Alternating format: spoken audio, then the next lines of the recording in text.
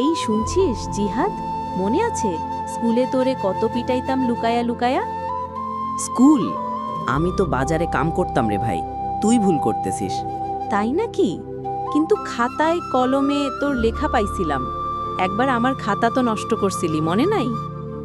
ওইটা আমি না, রহিমা ছিল। আমি তো ভদ্র ছেলে আছিলাম। তুই জিহাদ ভদ্র ছিলে? তোরে তো মাস্টার মশাই টেবিল সহ বাইর করে দিছিল। ওইটা আছিল আমার একমাত্র বন্ধু। আরে এটা কি চা?